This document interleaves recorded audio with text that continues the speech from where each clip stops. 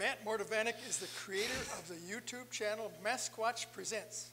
He has been interested in the paranormal since he was 8 years old, and for many years has studied the UFO phenomenon, including UFO crashes, abductions, and underground bases.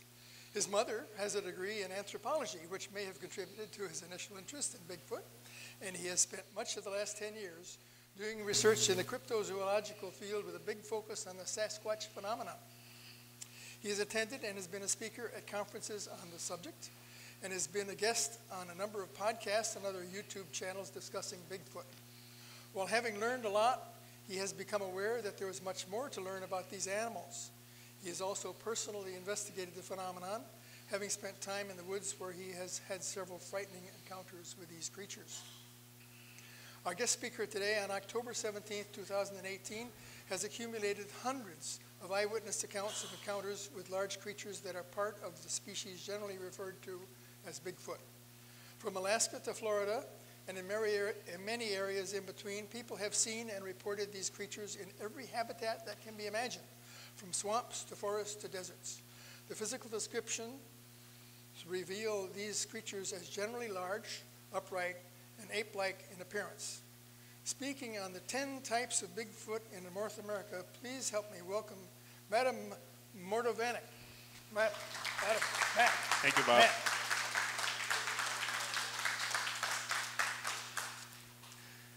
Good evening. It's good to see everybody here. It's nice to be in Orange County. I spoke at UPAR's LA yesterday, and that was almost a 3-hour drive and 40 minutes to get back. So I'm glad to actually be here in Orange County. I was born and raised in Orange County. I grew up in Costa Mesa, so this is nice kind of hometown here, you know. I currently live in Tustin, so just up the road, and it really amazed me when I started getting into Bigfoot, and I also study a lot of other cryptids and a lot of other strange things people see in the woods, and there's quite a crowd for it in Orange County. There's quite a lot of people. Since I started my YouTube channel, I mean, I just get emails all day long. Hey, I saw this, I saw that. And what people are kind of surprised is even in the local mountains, like where the Idlewild Mountain Range, or where Big Bear is, and Lake Arrowhead and stuff like that, there's a lot of sightings up there. And even in the deserts around here, Anza Borrego has sightings of them. There's the stories of the Yucca Man around 29 Palms, of a desert blonde Bigfoot. I mean, it's just absolutely amazing where people report these creatures. You're like, where are they getting the water? Where are they getting the food? I don't know, but a bunch of people saw the exact same thing. So I've been into this subject for a long time. It's always fascinated me. In my early 20s, I worked an overnight security job and ended up listening to a lot of Coast to Coast. And I always like to tell people with Sasquatch, it's like your gateway drug into the paranormal, because you're like, and it's really kind of funny because I love UFO stuff, I love paranormal haunting type stuff, I really love it all. And when you talk to the Bigfoot people, they go, oh, those UFO guys are crazy, you know. But but when you start looking at all the subjects, the haunting, the paranormal, even demonology, and then you look at cryptozoology, and you look at parapsychology, ufology with all the UFO stuff and abduction cases, and you start to realize there's a lot where it crosses over. You start to realize, you start to draw a lot of patterns, things people are seeing, and the Bigfoot world really, in a lot of ways, tries to separate itself from, it doesn't want to call itself paranormal. It doesn't want to, what the Bigfoot world calls it the woo. We don't want to be into the woo, you know. And there's a lot of great science, and there are a lot of great scientists in the Bigfoot world. Dr. Jeff Meldrum, who I've met, Dr. Bendernagel, who passed away earlier this year. I've talked to lots of zoologists and I've met a lot of them. I've never met an anthropologist who wasn't into Bigfoot. Everyone I've ever spoke to who's either got a bachelor's degree or a master's degree or a full, everybody's like, if they're into anthropology at all, they're like, yeah, let's talk about Bigfoot, because I think to them it seems really possible. And there's a great scientific world to this. And one of the favorite comments I love on my YouTube channel, because they deal with, you can imagine how the internet is, is when people say, when I start talking about different types of Bigfoot or different behavior, and they're like, well, you can talk about it all day long, but there's not one piece of evidence for Bigfoot. And I start to just go like, yeah, you're right, we don't have any evidence. We only have footprints, handprints, hair samples, DNA samples, scat, audio, video, pictures of them, tens of thousands of eyewitnesses every year in every state except Hawaii. Yeah, but there's no evidence for Bigfoot.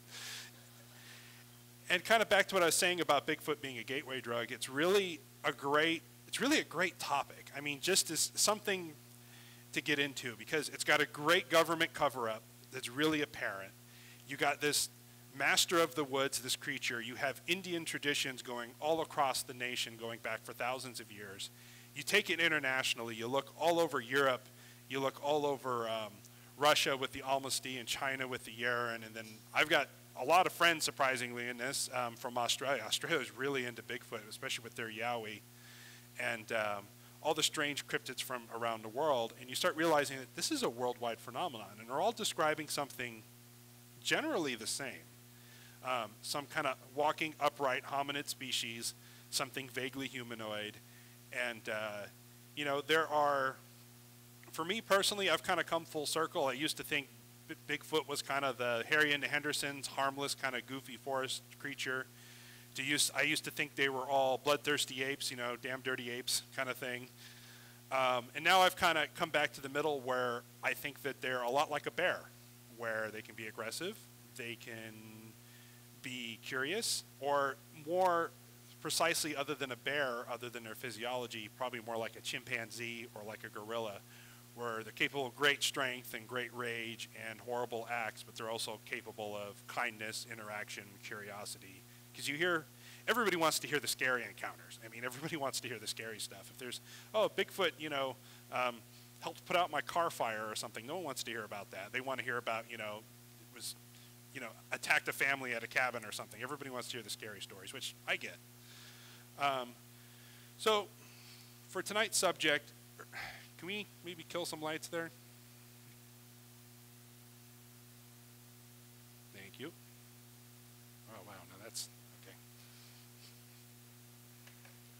So I started realizing early on, I've listened to hundreds of podcasts. When I've worked a lot of late night, overnight shift type jobs, spent a lot of time by myself, and I've listened to every podcast you'd imagine. I've read every book on Bigfoot you can imagine. The BFRO, as much as it's kind of a love-hate relationship with a lot of the Bigfoot community with that organization, I've read every encounter on there from every state. You start looking at maps and you start correlating and drawing lines, and you start listening to people's encounters. And I love hearing researchers, Bigfoot researchers. Yeah, thank you. The brightest thing up here is that light, I'll tell you. You start listening to encounters, and you start listening to people. And my favorite encounters aren't necessarily researchers or professors or people who have been into this a long time, although I do respect their opinion, because when somebody who's been into this subject sees a Sasquatch, they've got a good idea of what's going on about behaviors and how to react and interpret it. But my favorite reaction is from people who think Bigfoot, oh, you know, maybe they exist in the Pacific Northwest, but I'm in Ohio, or I'm in Kansas, or I'm on the East Coast, or, you know, maybe they exist, or Bigfoot, oh, come on, that's crazy. They don't exist. It's just an old folklore or something. And then these people are driving home late at night, and something 8 foot tall runs across the road in front of them, or something 9 foot tall with 4 foot wide shoulders and very large teeth is staring at them through their windows. Suddenly, monsters do exist, so to speak. And those are the ones I'm interested in, because they don't have a bias. They don't have a dog in a fight. They were, you know, they always say in the Bigfoot community, I see a Sasquatch Syndicate shirt out there, so we have a Bigfoot guy, which is great. Last night when I spoke at UPARS in LA, there was like one Bigfoot person and everybody else. Although I got to say, it was great talking to the UFO community and people who are into it, because you guys have a very open mind and you guys are very receptive in some of the higher concept, versus I'm used to talking to a lot of people who are like, you need to convince me they exist in the first place. So it's really nice to have these conversations. But anyway, going back, you start listening to reports and encounters and you realize, yeah, they're describing something big and hairy, but facial features, behaviors, how broad they are, their family groups, their vocalizations, their temperaments, seems to kind of break down into different regions. And you start to draw comparisons to great apes, and you start to realize that all over the country, people are describing generally the same thing, but sometimes these creatures look very different. And people who don't know each other, people who are unaffiliated, describe something looking exactly the same, but different than, say, something in Washington State can look very different than from Arizona down in the Mogollon Rim, where the Mogollon Monster is, which is very different than the skunk ape in Florida. Which could be very, very different than the Northeast from what they're describing. And we're going to go over the 10 types tonight. Here's a Sasquatch sighting map for you guys to kind of warm up with. One thing I always like to point out is, obviously you see the West Coast up and down, the Sierras, and then you see kind of down here in California, those blobs here are like Big Bear and Idlewild, makes you kind of happy. And then the San Diego border gets sightings, and then LA Mountain Range, and then going up through the Sierras, and then up through the Cascades, and all that good stuff in the Pacific Northwest, where everybody thinks of Bigfoot. Then, like I was saying, in Arizona, the Grand Canyon and Mogollon Rim area, they get a lot of sightings. All through Utah gets tons of them. But a lot of these states, Colorado and New Mexico and Iowa and all those different states, going on up to the Dakotas and Montana and Wyoming, you got to remember Orange County has like 2 or 3 times the population of all of the state of Wyoming. LA County has more people than all of the state of Montana. So you got to remember, in order to have a sighting, it has to go both ways. So that's just because you don't see a lot of sightings in an area doesn't necessarily mean there's not a lot of Bigfoots. And generally, people who are hardworking, good ranch-type folk who live out in the country, farmers, ranchers, people who work industrial jobs, a lot of people out there who aren't into the paranormal subjects and aren't into any of these disciplines, if you will. If they see something, they just kind of ignore it, or maybe they saw something when they were hunting as a kid and it gave them nightmares for a few years and they try to forget it. They're not Bigfoot people. And so when you base a sightings map like this, you have to base it off like the BFRO website or something like that. Well, it's probably 1 in 100 public encounters, either from Sasquatch Chronicles or a show or a podcast. There's a million podcasts that have popped up and a million YouTube channels that do a lot of encounters. On my channel, I do the occasional encounter. It's not really my thing. I do more theories and talk about this kind of stuff. But simply because I just don't, everybody's all over the place. And if I do an encounter, I like to interview somebody in person, look them in the eye and see what they're saying. But you realize that like probably 1 in 100 actually gets reported to the BFRO, and I hear a lot of people report it to the BFRO and never hear back from them. They're too busy, they don't have anybody in the area, whatever. And then out of those 1 in 100 that report, out of that 100 people, there's probably 3,000 or 4,000 or 10,000 more that saw something that aren't going to tell anybody. So I think it's incredibly common. I think people have sightings already. Just even setting up tonight, people are coming up telling me about their Bigfoot sightings, or I saw this and have this, or I heard this, or I don't know if it's Bigfoot, but I saw something 8 foot tall run across the road. It's incredible. People see them all the time. So when you come up with a sighting map or a database, it's never going to be realistic to how many people have seen these things or had experiences with it. So if you see big open gaps and big open areas, well, maybe in Nevada, but there's a lot of areas that I'm sure they're there. I'm sure they migrate through. I think Bigfoot moves around a lot, like a bear species or deer or anything else. Like if you're up in the mountains and it's getting cold, you're going to move down. Just like when it's getting hot in the lower regions, you're going to move up to where there's water. You're going to follow the game.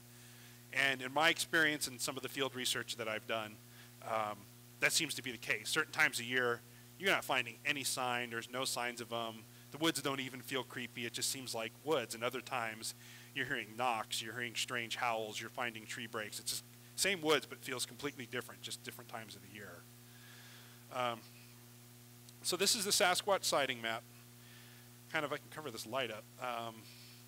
Who here is familiar with David Pilati's work in Missing 411? Show of hands. A few people. Okay, good. Well, David Pilates, he has Missing 411. He charts missing people under bizarre circumstances in our national parks and in other spots across the nation. And we're not talking people who broke a leg or fell in a river. We're talking bodies disappeared.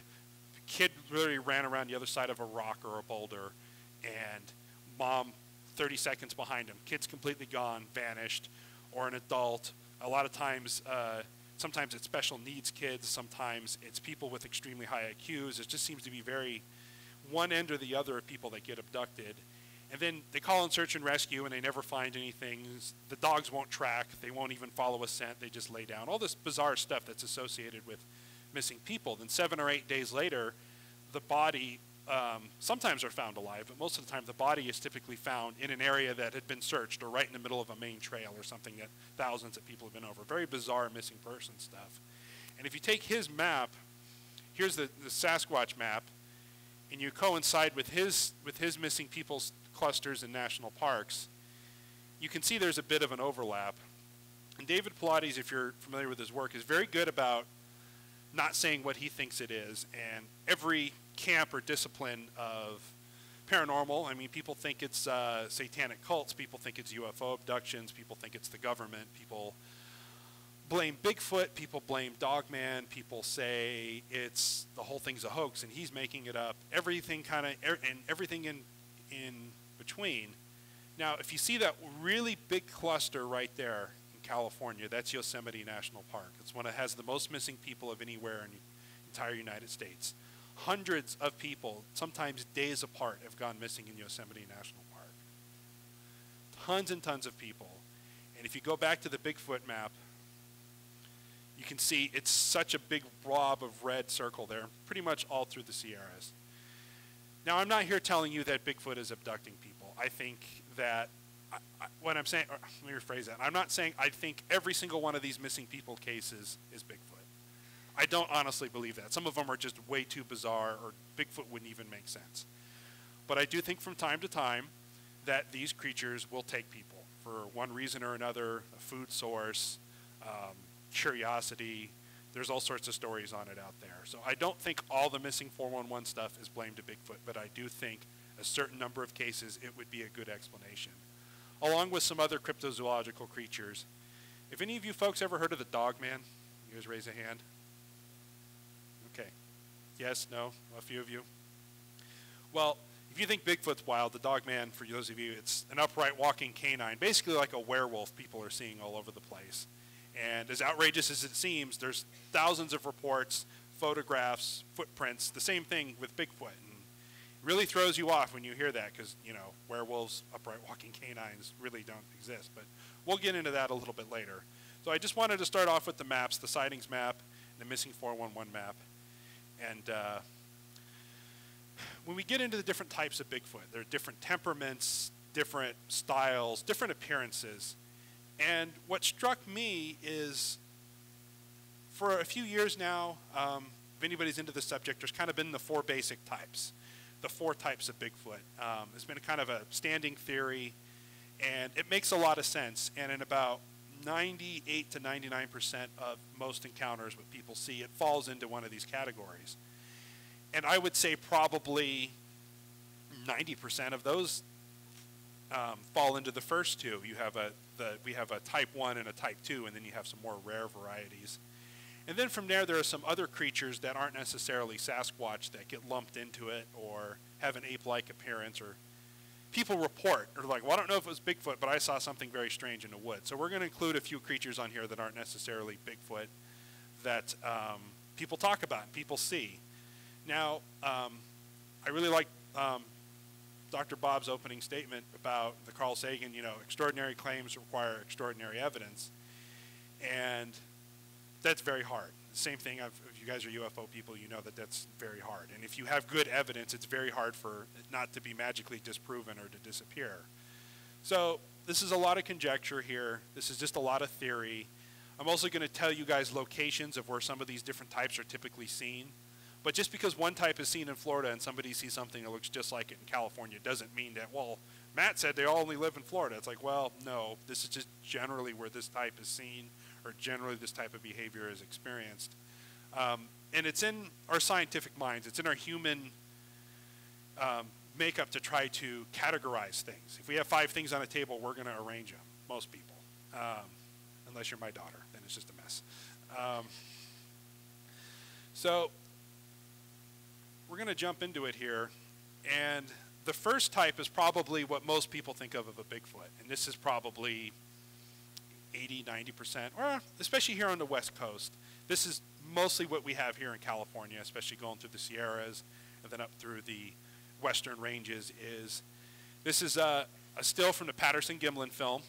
In the Bigfoot community, we call her Patty because it's one of the most well-documented, best pieces of Bigfoot evidence we have is the Patterson-Gimlin film. These guys are basically the grizzly bears, the gorillas.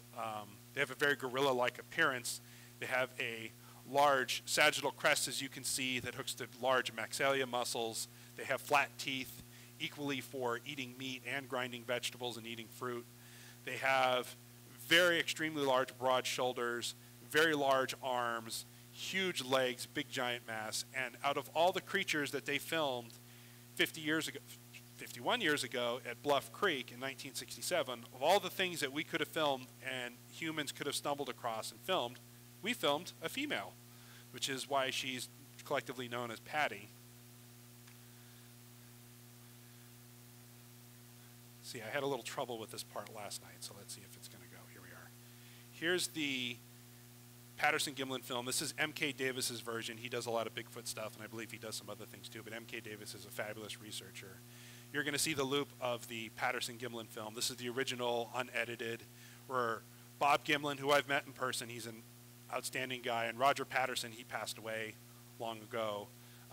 They were going into the backcountry to try to do a Bigfoot documentary, and lo and behold, they stumbled across Patty here. And this is a pretty famous film here. And what's so remarkable about it is, if you talk to Dr. Meldrum, people who have their degrees in anatomy and zoology, and just basic science, in fact, you cannot fake this. The reason why you cannot fake this is because where the hips are, where the knees are, where the elbows are, do not match human proportions. They're not even close. If you take a mountain gorilla or a chimpanzee and you take a human, she, Patty, is somewhere in the middle of those human proportions. If you took a person and tried to, they've done it a bunch of times in a bunch of documentaries, real Hollywood people, and they can never duplicate her walk. If you look, she has a very distinctive little heel pop that comes up when she walks away. Her swinging gait, the way she's hunched over, see that little heel pop right there? That's very hard to replicate. Try to go walk like Patty sometime. If you go into a suit, the human elbows would be way up here. They would not be down here. You can wear arm extensions in a costume, which would make your forearms longer, but not your upper arms. This is some of the best evidence that we have of Bigfoot. And the reason why it is so old is, like I said, Bigfoot's a great subject that there's a lot of cover-ups and stuff going on too. You know, every good paranormal thing has to have a cover-up. You know, it's part of the cool part of it. You know, but as you see Patty right here, I mean, look how long that arm is, and to actually have articulation in here, it's most definitely not a guy in a suit. But the reason why I was saying 1950 years ago is it was before Bigfoot wasn't in the lexicon back then. If you talk to the average person and say, what's Bigfoot? Maybe they saw an In Search Of with Spock on it, with Leonard Nimoy. If they're maybe from the Pacific Northwest, they might have heard of Bigfoot, much less Sasquatch wasn't even a term then. There was no beef jerky commercials. There was no, you know, that kind of popular stuff. There was no Not Finding Bigfoot on Animal Planet. There was, you know, no big documentaries on there. There was no, what other than $1 Million Bigfoot Bounty. There's a bunch of shows on TV about it. There were no YouTube channels. So a lot of the old accounts, they just say great hairy men or 8 men and that kind of stuff. So reason why I think Patty, this film is so around and is such good footage is if anybody, kind of like in UFO world, if anybody had really, really good proof, the evidence would magically disappear, or that person would be discredited, or it would be dismissed as a hoax, or that person would disappear. And it, maybe not to the extreme in the as it is in the UFO world, but in the Bigfoot world, there's a lot of that. People have encounters on their property. People who shoot them, because they are a creature, they can be killed. People shoot them, and some guys show up at their door, or if they witness something, they say, oh, you didn't see a Bigfoot, you saw a bear. Black vans show up, kind of the whole classic cover-up thing. So that's one of the reasons why there's probably some really great footage out there that you will never see that normal people have taken, just because, or if it ever does get out on the internet or the news, the next day there will be people saying, oh, it was a hoax, or we checked his Amazon account and last month he bought a Bigfoot costume or something. There'll be a lot of discreditation, which is really sad, because there is an active government cover-up in this for a myriad of reasons. We'll talk about that a little bit more later. But the Patterson-Gimlin film, the Patty Bigfoot, is really the quintessential Bigfoot, what everybody thinks of. Like I was saying, to say a little more on subject here, sorry. I get excited about this and I just talk a lot. So, like I said, they're the most shy, they're the largest. The Patty-type Bigfoots, the males, in this picture here, between the sizes of the logs, how high up Bob Gimlin at 5'7" was sitting on a horse, and some of the trees in the backgrounds from all the estimations, on the very low end of the spectrum, Patty here is 7'3". On the upper end of the spectrum, if they scaled it up, she's about 7'8". And weight spectrums, if you know how weight works, if you take me at 5'10" and roughly double me to 12 feet high, my weight wouldn't double. It would quadruple, or it would be like if a 200-pound man at 6 foot tall is now 12 feet tall, he wouldn't be 400 pounds. He'd be like 1,000 pounds. So a lot of people when they see Bigfoot, especially the type 1s, which get really huge, upwards, I mean, there are reports of these things around 12 feet tall. I mean, they'd be bumping their head up there. And their shoulders would be like this big. And I mean, we're talking, when people say that kind of stuff, you're like, no, that can't be right. And then other people see it, and other people see it. Or, you know, people are on the second story of their house, and eyes are looking in at them, you know. Bigfoot's not hanging onto the ledge. So they can get quite large. And if anybody's familiar with Bergman's rule, it's a zoology rule that the farther north you go on a map, the farther north you go, which is why grizzly bears and polar bears get bigger the farther up you go, and black bears and everything, and cougars, everything gets kind of smaller the farther. The warmer the climate, creatures tend to get smaller, and the farther up you go, it's called Bergman's rule, things tend to get bigger. And Bigfoot follows these rules too. The ones in the south are tiny at 7 or 8 feet tall. And the ones in the north, in Alaska, Canada, I mean, they just get absolutely huge based on from what reports have said. So Patty, like we were saying, the type 1s are the ones where if you're going to go out and research, these are the best ones you can run into. I think they can abduct people. I think if times are tough or they're looking for food or whatever the reason, I think they will take people the same way a bear or a mountain lion. Or if you look at the great ape species, the way a gorilla will challenge somebody else, or the way a chimpanzee can attack humans sometimes. There's a lot of debate whether they are a type of people or if you want to classify them as an animal. And I say that if you classify, they say, no, Bigfoot's not an animal, it's a people. They're a tribe of people, they're a type of people. And I say to that theory, well, if this is a person, then you just lump them into the most dangerous, heinous animals on the face of the planet, human beings. So you're almost better off saying they're less scary if you call them an animal than a human, in my opinion, because humans are capable of great compassion and great love and terrible, terrible things, as we know. And I think Bigfoot and most animals, and that's the difference between humans, we have a conscience and we know right or wrong, and for them I think it's a lot more of a gray area, and I think it's a lot more survival. So anyway, if you're going to go out in the woods and knock on trees and howls and go look for Bigfoot, or you're going to have an encounter, these are the ones you want to see, because they're generally a lot more shy, a lot more reserved. They seem to be one of the more intelligent subspecies or species types of Bigfoot. We don't even know if they're subspecies. But if you encounter one, they seem to be very curious back. They're the ones that come around campsites and are just very curious around humans. A lot of their behaviors are peeking in windows and car doors, and reports of them stealing food out of coolers. And it's very amazing what these guys will do, how smart they are. Is you think of a fox or a bear going in a chicken coop stealing chickens. These guys have been cited, and multiple reports of not only do they go into the chicken coop, they unlatch the door, take one chicken, and then relatch the door and run off. So you come out going like, didn't I have 6 chickens? you hear reports like this, and it's very devious because a bear would tear it open and kill everything in there and eat it, you know. But they know if they take 1 or 2 chickens, the farmer's going to buy 2 or 3 more chickens. They don't come back the next day, they come back a week later, take 1 or 2 more chickens.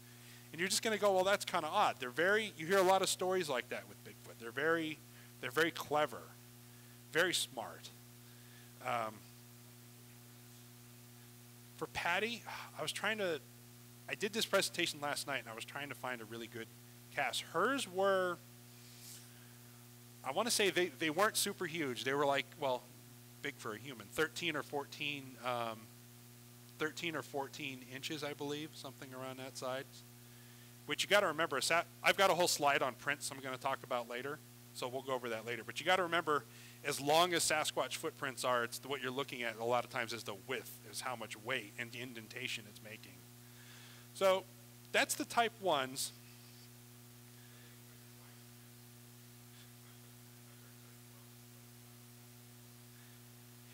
Yes, it's a skinny foot. It's built completely different. I'll talk about it a little more later.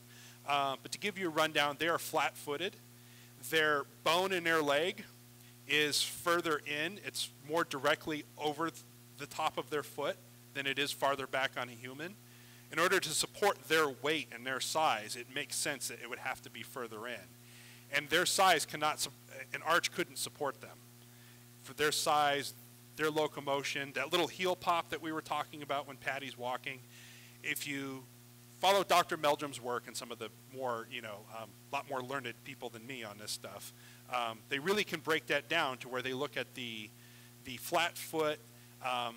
They have a lot of mid-foot flexibility where your foot is very rigid, theirs is very pliable, and your foot is very convex and theirs is very concave, and their locomotion, the way they walk, really supports that, and how sure-footed they are and how fast these things can be.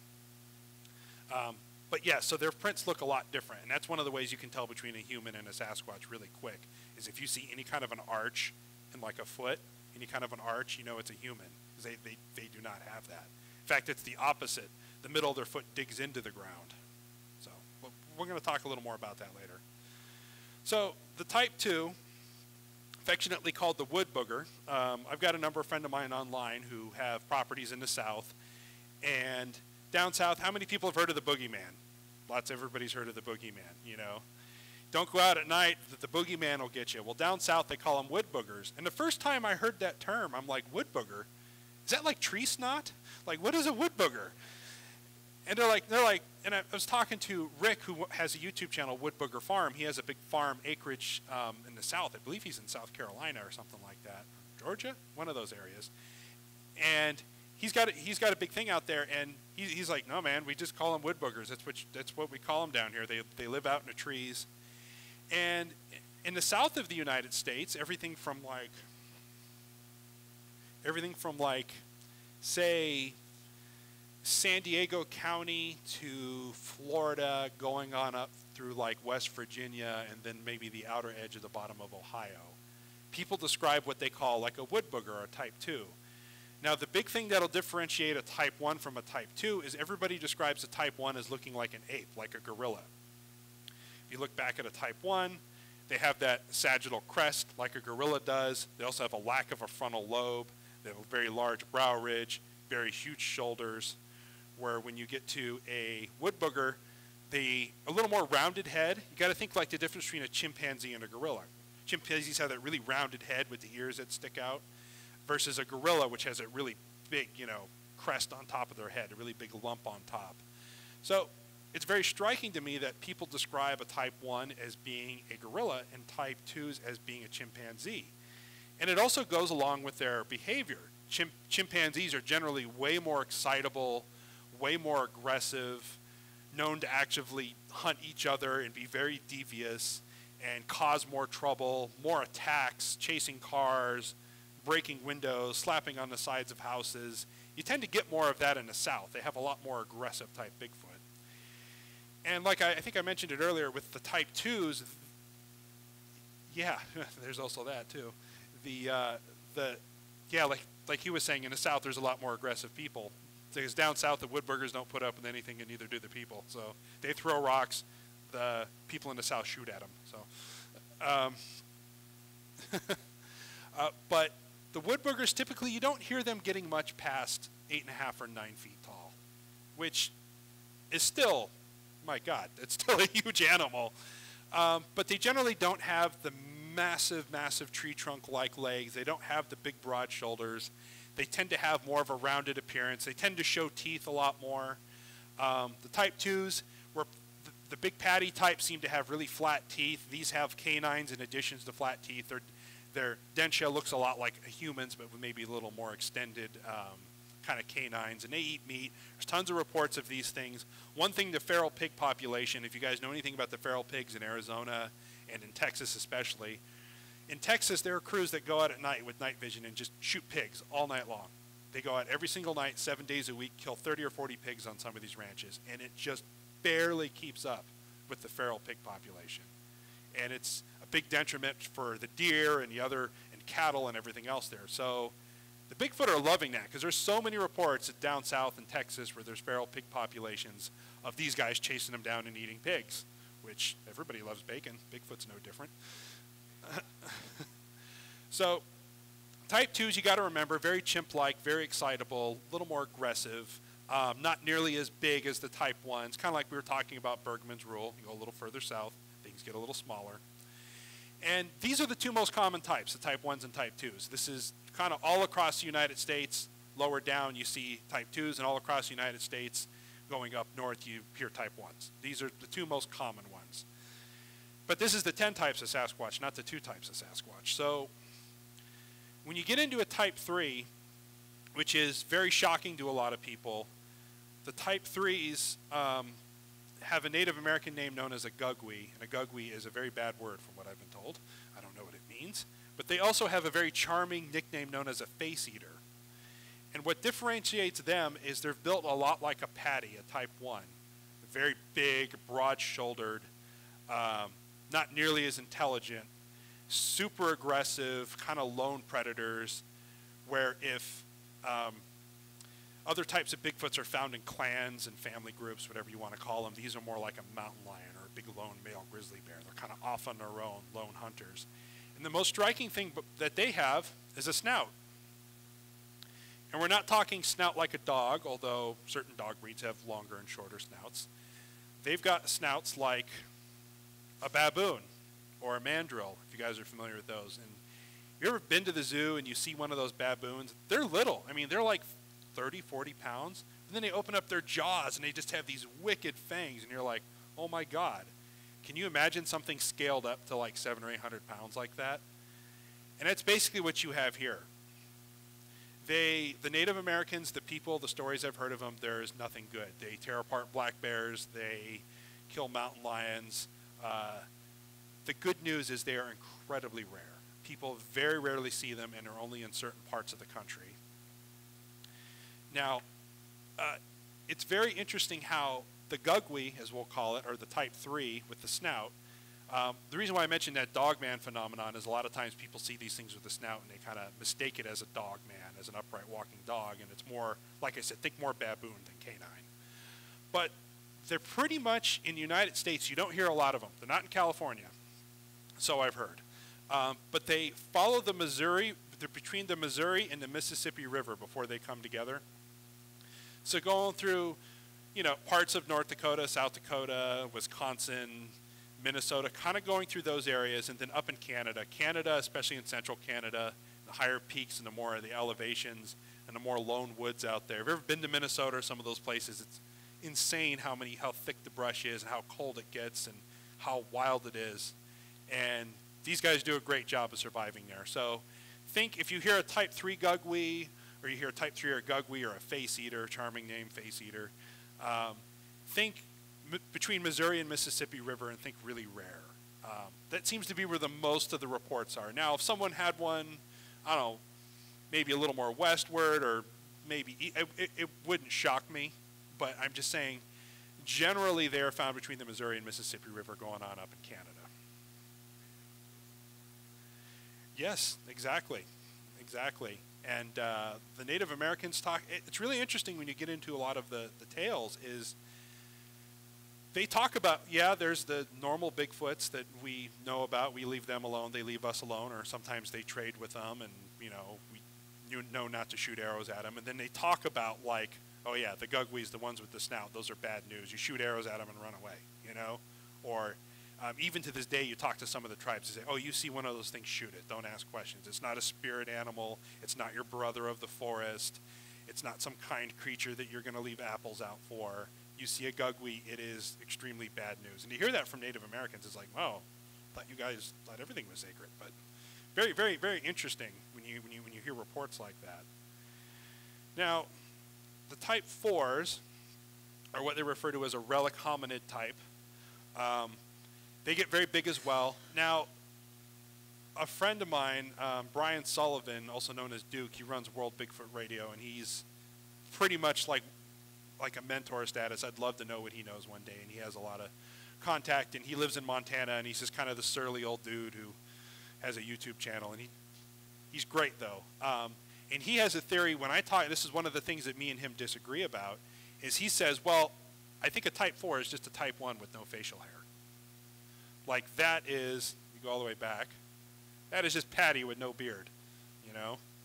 And if you look at the descriptions of sometimes more, this picture isn't that great to demonstrate this, but sometimes they have more of a sagittal crest. But they're described physicality-wise as being very broad-shouldered, being huge, 9, 10, 12 feet tall at the range. They get about as big as a type 1. So people describe them as being a lot more human-like, because there's people that look at Bigfoot and go, no, this looked just like a gorilla in the face. And there's people going, it looked human, but it wasn't. Oh my God, it looked just like a human, or it looked like a person with an ailment or something like that, or some kind of a disease, or some like a human face, or people describe them as a face only a mother could love. And they describe it as being incredibly ugly.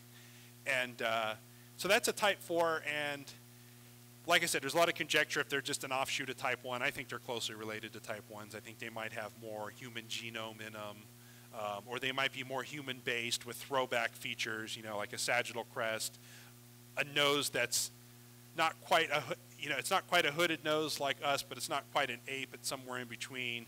Giant mouth, a mouth kind of like ours, but very much robust.